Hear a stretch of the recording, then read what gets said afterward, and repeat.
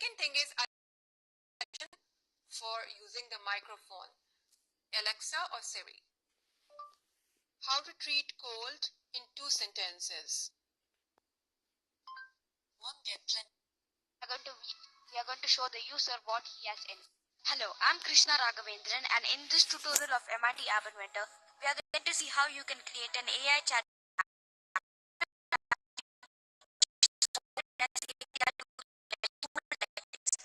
If you're not chat GPT,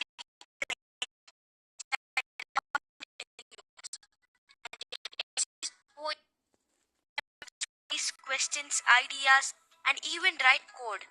We are going to integrate ChatGPT into MIT App Inventor to create our own mobile chatbot app. If you're not aware of MIT App Inventor, it is a platform where you can create mobile apps without coding, but just by dragging blocks. So first we are going to create a new project in MIT App Inventor named AI Chatbot.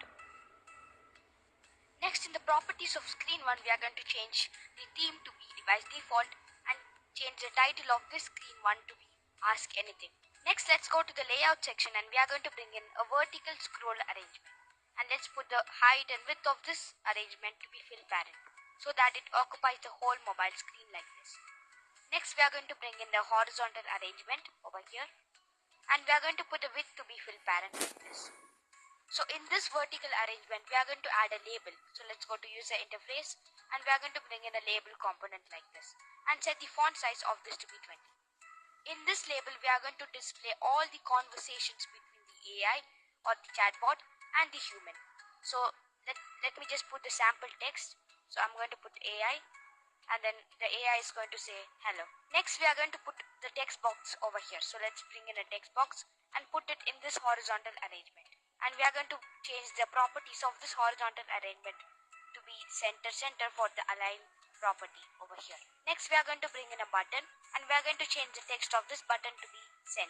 So the user is going to type his question or his text prompt in this text box and click on this button to send it to the AI, which will answer in this label. So that's how it's going to work. Next, we are going to go to the connectivity section and we are going to bring in the web component. Let's go to the sensor section and let's bring in the clock component. In this clock component, we are going to put the timer interval to be 10 seconds, which is equal to 10,000 milliseconds, like this. Next, we are going to use an MIT App Inventor extension which can integrate OpenAI into MIT App Inventor. So basically, it uses the OpenAI API so that we can bring it inside MIT App Inventor and generate prompts and create an app like ChatGPT. So first go to this link which is in the description below and then you can scroll down a bit like this and click on the AIX file and download it. After downloading the AIX file of the extension, you can scroll down in MIT App Inventor and go to the extension section and click on import extension where you will import the AIX file of the extension which we downloaded. Over here you can see that the OpenAI extension has been imported, which you can just drag inside this mobile and you can see that it is visible in the components.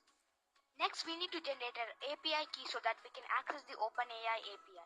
So let's go to this OpenAI website. Again, it's in the description below. And let's click on API.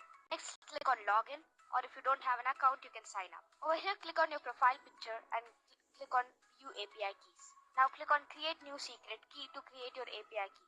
You'll be able to see your API key over here, which you can just copy and keep it because we need to use it later. Now back in MIT App Inventor, let's go to the block section. And over here, we are going to give instructions for our app using blocks and not by coding. So over here, you can see we have lots of components. Let's go to variables and we are going to initialize a new variable called API key. And we are going to set the value of this API key to be the API key which we have just copied from over here. So now I'm going to go over here to text and we are going to bring in this text. And over here, let's paste the API key which you have just copied. That's when the user clicks on the send button after writing his text prompt. We need to send it to the AI, OpenAI, and also show it in this conversation in this label 1 so that the whole conversation is visible to the user. So in the blocks, when the button 1 is clicked, which is the send button, we need to first show the conversation in label 1. So we are going to set the label 1.text to be. Here we are going to join multiple strings, so we are going to use the join block, and this join block is going to have 3 strings. So just bring in another string like this. Next we are going to add the label1.text block over here so that it copies the conversation which has been done previously. Also we are going to put, let's go to the text and we are going to bring in an empty string. Next we are going to put over here next line using this, and then we will put u and put a colon and a space like this. So this shows that this will show the text prompt entered by the user. Next we are going to go over here to text box 1 and we are going to set this to be text box 1.text. So basically we are going to show the user what he has entered or what he has sent to the chatbot. Next we are going to use the OpenAI's API so that we can chat with the AI and we can get the result from the AI. So let's bring in this block called OpenAI1.chat. So first we need to put the text prompt or the question asked by the user. So we can get that question by using textbox1.text. But make sure you go to the text blocks over here, and over here we are going to replace the text. So let's bring in this block in the prompt, and the text is going to be textbox1, and we will replace the double quotes with a single quote. So let's just bring in an empty string over here, and I'm going to put a double quote over here. Next, duplicate this, and the replacement is going to be a single quote like this. Next, you need to choose your AI model. So I'm going to choose DaVinci like this. You can choose any model you want. Next, you can put the API key. So we already have saved the API key in this global variable. So you can get this block so that we can get the API key from this global variable. Next, we have the max tokens. So in this max tokens, you can determine the length of the answer provided by the AI. So if you want the length to be larger or smaller, you can put it over here. So I'm going to go to the math blocks and I'm going to put number like 300 as the length. Next, we have the informative boolean. So this is a boolean where you can put either true or false, and I'm going to bring in this block. So if you put true, the answer given by the AI will be informative and it will be technical. If you put false, the AI will generate a more creative answer which is not technical and it is creative. So after the user clicks on the button, we also need to clear the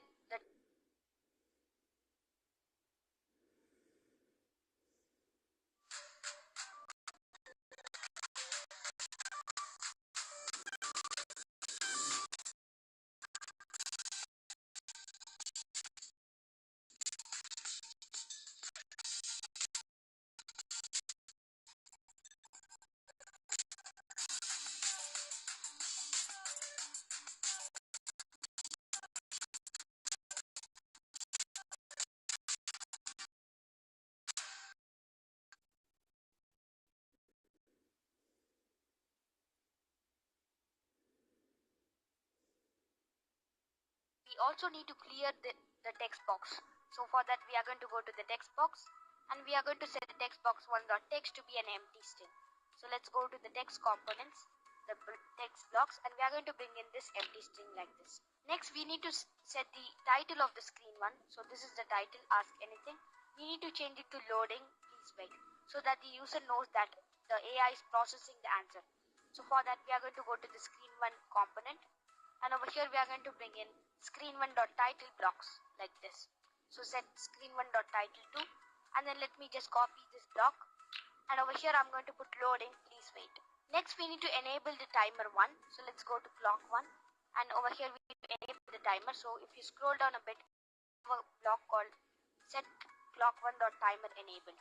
So as you can see, we have disabled the timer over here. So make sure it is disabled in this properties, and we are going to enable it over here in when the button is clicked. So timer1.enabled is going to be true right now. Next we need to disable the send button, which is button 1. So let's go over here and we are going to bring in the set button1.enabled, and we are going to set this to be false. So let me just set this to be false like this. Next, when the user when the clock 1, the timer is enabled, so let's go to clock 1 and we have this block when clock 1.timer. We need to disable the timer again.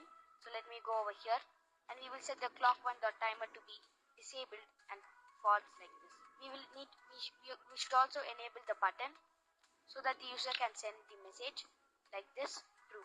Next, after the AI generates the response, we need to show it in this label, the label 1. So we are going to bring in this block. When OpenAI 1 got response, we are going to show it in the label 1, which is the conversation to be set the label 1.text to whatever the user has entered. So we can just copy and paste over here like this, and this is going to be label 1.text so that we can get all the text from the previous conversation. Next, you need to change this to be AI, because right now AI is going to generate the answer for your question and we need to show it. And over here, instead of text box 1, we are going to put the response which is generated by AI. So you can get the response, and you have successfully finished creating your chatbot app in MIT App Inventor. Now let us test the app and let's see if it is working. So over here you can see the chatbot app which we have created using OpenAI's API. So now I'm going to ask it to generate a essay on how AI takes over the world. Now let's click on send. You can see that the AI is loading the answer. Now you can see that the AI has generated the whole essay about how AI takes over the world. You can ask any question to this chatbot and it will answer. You know that AI will take some text you provide. OpenAI has created DALL-E where you can enter some text and it will draw an art for you. To create your own image generating AI, watch this video and also watch my own course of MIT App Inventor over here.